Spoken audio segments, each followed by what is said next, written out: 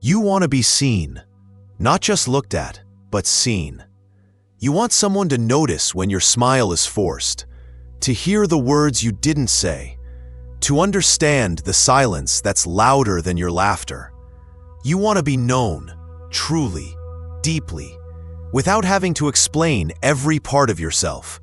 And yet, when someone does start to see you, when they lean in too closely, ask a question that cuts too near, or say something that makes you feel exposed, you pull back, you joke, you deflect, you hide. Because as much as you want to be seen, you're terrified of what might happen if you are. What if they don't like what they find? What if they leave? What if they stay, but only love the version of you that's easy to digest? So you build walls, you wear masks, you perform just enough to feel connected, but never enough to feel fully known. And somewhere in the quiet space between you and the world, a truth sits heavy. You crave intimacy, but you fear the vulnerability it requires. In this video, we're going to explore that paradox, why we're wired to want closeness but conditioned to fear exposure. We'll talk about the science behind why being seen feels dangerous, the psychology of shame and protection, and how to begin showing up as yourself without feeling like you're putting your heart on a chopping block. Because you don't just deserve to be seen, you deserve to feel safe while being seen. And that is where the healing begins. The deep need to be seen and known. From the very beginning, you looked for eyes that looked back. As a child, before you had words, you searched for faces, for someone to mirror your joy, your pain, your hunger, your fear. That wasn't ego. That was survival. Because being seen meant being safe. It meant someone was watching over you, attuned to your needs, responding when you cried, holding you when the world felt too loud. It was through being seen that you first began to believe, I exist, I matter, I am not alone. And even now, as an adult, with all your logic, all your strength, hasn't disappeared. It's just gotten better at hiding. You don't cry out anymore. But when someone really listens, when someone truly sees beneath your surface, your body remembers, your soul exhales. Because deep down, we all long for that moment when someone says, I see you, I get it. You don't have to pretend with me. That moment, when you feel understood without having to over-explain, is not just emotional. It's existential. It tells you, you're not invisible. You don't have to carry this alone. You're allowed to be exactly as you are. This is why we chase connections, why we search for people who feel like home, why even the most independent soul still aches for belonging. Because being seen is not about attention, it's about recognition. It's about someone reflecting you back to yourself and confirming, yes, I see the pain you hide, the dreams you bury, the strength you forget, and I'm still here. This need isn't weakness. It's not a flaw in your system. It's the most human part of you. But over time, life teaches you that being seen isn't always safe. Sometimes, the eyes looking back judge you, reject you, abandon you. So you start to wonder, maybe I'm safer being almost known, but not quite. And that's where the paradox begins. Why vulnerability feels unsafe. There's a reason why you flinch when someone gets too close. Not physically, but emotionally. There's a reason why you feel the urge to joke, deflect, change the subject when the conversation turns towards something real. It's not because you're shallow. It's not because you don't want connection. It's because vulnerability once cost you something. Maybe it was the friend who betrayed your trust, the parent who dismissed your tears. The moment you finally spoke your truth and were met with silence, mockery, or punishment. At some point, your body learned, when I'm fully seen, I'm fully at risk. And so it adapted. Now, instead of opening wide, You open just enough. You show the polished parts, the safe opinions, the emotions that won't make anyone uncomfortable. You become a curated version of yourself, still honest, but only in fragments, and maybe no one notices. Maybe they think you're confident, composed, balanced, but inside, you're guarding something sacred. Because to you, being fully seen doesn't feel like freedom. It feels like exposure. And exposure feels like danger. This isn't irrational. This is trauma-informed. It's your nervous system doing its job, protecting you from past pain repeating itself. It says, stay hidden and you won't be hurt. Stay vague and you won't be rejected. Stay small and you won't be too much for anyone. But the cost? You don't just hide your pain. You hide your joy. You hide your magic. You hide your capacity for deep, healing connection. Because vulnerability, when held with care, isn't weakness. It's the birthplace of intimacy. It's where the real you meets the real them. It's the space where masks fall and truth gets to breathe. But truth can only breathe where safety is allowed to exist. So if you've been afraid to let people see you, if your instinct is to protect rather than open, you're not broken. You're just still healing from a world that didn't always handle your openness with kindness. And that healing doesn't happen through force. It happens through choice. Small moments of honesty, tiny acts of being real, a steady rebuild of trust, starting with yourself. Masks we wear to survive connection. You learned early on that love could be conditional, that being too much, too sad, too loud, too honest might cost you comfort, that being too real might lead to rejection. So you adapted, like all humans do. You built masks, not to deceive, but to survive. The everything's fine mask that smiles through the ache because no one has time for the truth. The I'm always helping mask that gives and gives so no one ever stops needing you. The smart and strong mask that has all the answers so no one ever asks how you're really doing. The chill and easygoing mask that hides your boundaries because you're afraid conflict might make people leave. Each mask has a purpose. Each one was crafted with precision, a response to real experiences that told you, this version of you is more acceptable. And they worked. People liked you. They stayed. They said you were easy to be around, reliable, admirable, even lovable. But deep down, you knew they were loving the mask, not the you underneath it. And after a while, even being loved can feel lonely if it's not the real you being loved. Because here's the hidden danger of masks. The longer you wear them, the harder it becomes to remember what your own face looks like. You start to wonder, do they care about me or just the role I play? If I stop performing, will they still stay? And those questions aren't selfish, they're sacred. Because we're not meant to perform our way into belonging.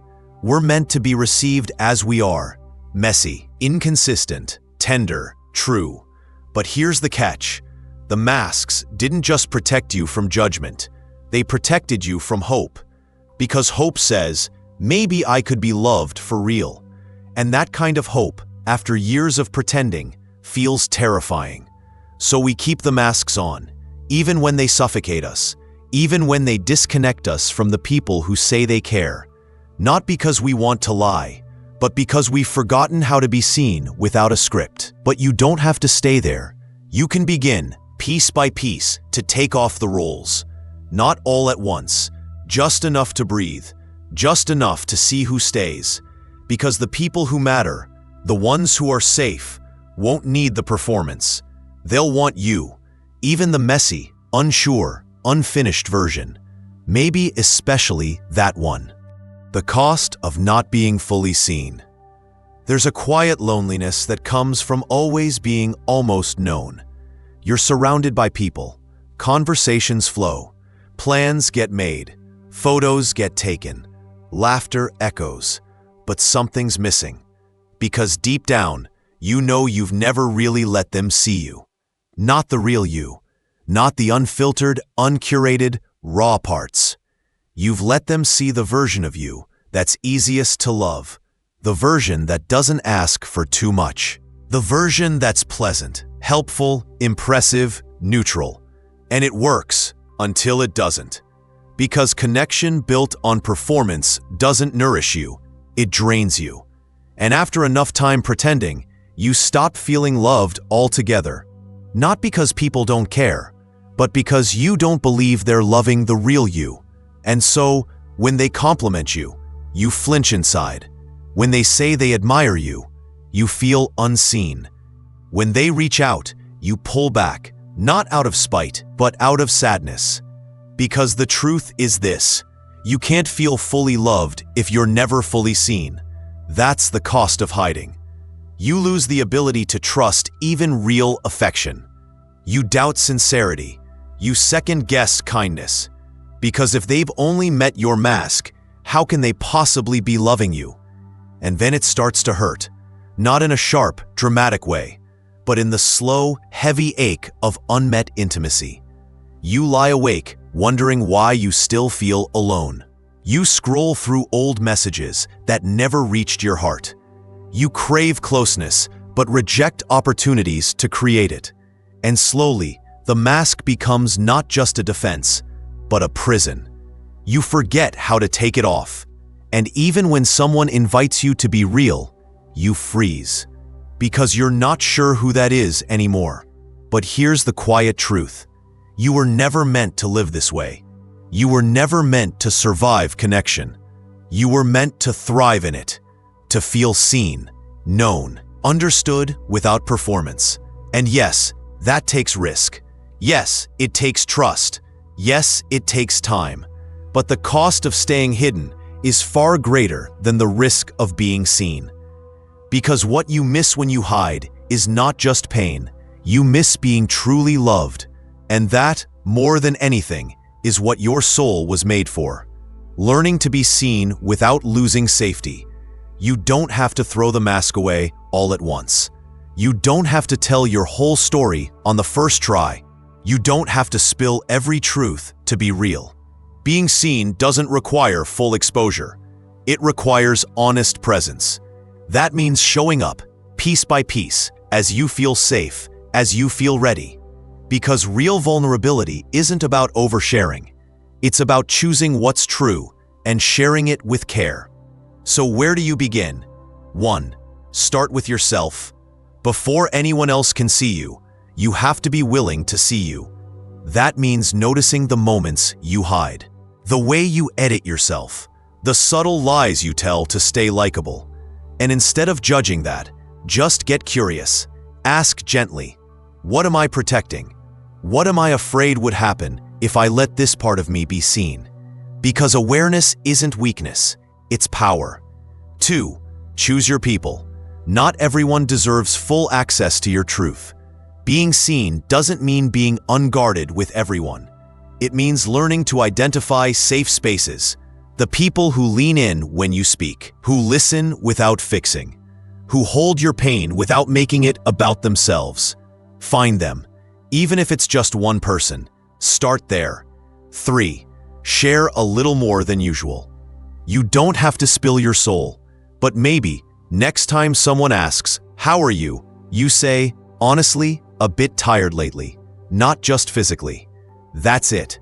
That's real. That's enough. Because vulnerability builds like a muscle, through small reps of truth. 4. Watch how your body responds. If you feel your chest tighten, your stomach clench, your shoulders rise, that's not failure.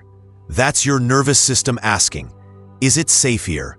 So pause, breathe, touch something solid, your legs, your chest, the table. Remind yourself, this is now, not then. This is a new space. You're not reliving the past, you're rewriting it. 5. Reaffirm your right to be seen. Every time you take a small step out of hiding, acknowledge it. Tell yourself, I didn't shrink today. I let myself be real for 30 seconds longer. I showed up, and that matters. Because healing happens not when we perfect vulnerability, but when we practice it with kindness. You don't have to choose between safety and authenticity. You can build both. You can teach your body that being seen is not always a threat, that truth can coexist with protection, that connection doesn't have to mean collapse. It starts with the smallest act of honesty and the gentlest permission to stay. Connection built on truth, not performance. You've probably been told, just be yourself, but no one tells you what that actually means, especially when being yourself has, at times, felt like too much or not enough. So you learn to perform. You learn which parts of you get applause, which parts make people lean in, which parts keep things light and likable. And in the short term, it works. You attract attention. You're seen as interesting, put together, safe. But deep down, you know, performance creates proximity, but not intimacy. Because people may gather around your image, but your heart stays untouched. Real connection, it doesn't come from what's impressive. It comes from what's honest. From saying, I don't know what I'm doing right now. That hurt more than I let on. This is what I really care about, even if it's not cool. It comes from showing up in the quiet, unpolished truths, the kind you can't script. The kind that don't always get applause, but make someone's soul say, me too. That's the power of truth. It doesn't dazzle, it resonates. It doesn't need a stage, it just needs safety. Because when someone loves you for your performance, you always have to keep performing. But when someone loves you for your truth, you finally get to rest. And maybe that's the connection you've always longed for. Not the one where you're adored, but the one where you're allowed to be real. Not perfect, not impressive, just here, breathing, trying, becoming, and still fully worthy of love. You've spent so much time making sure you don't take up too much space. You've curated, softened, adjusted the volume of your truth to keep others comfortable. And maybe you thought that was love, that hiding was noble, that shrinking meant safety. But here's what no one told you. You were never too much. You were just showing up in a space that couldn't yet hold your fullness. Being seen isn't dangerous because there's something wrong with you. It's only felt dangerous because at some point, your vulnerability wasn't met with care. But now, you're older, wiser, more whole than you've ever been. And you get to choose again. This time, you don't have to beg to be understood. You don't have to convince anyone to love what's real. You only have to begin, gently, quietly, and on your own terms, to return to yourself. Because being seen isn't about putting yourself on display. It's about coming home to the parts you used to hide. It's about standing in your truth long enough for the right people to find you there. It's about remembering that masks may keep you safe, but only truth sets you free. So here's the reminder you might have needed. You don't have to perform to belong. You don't have to dilute your joy, your sadness, your voice. You don't have to stay small to be loved. You are already enough, even before anyone applauds, even before anyone approves.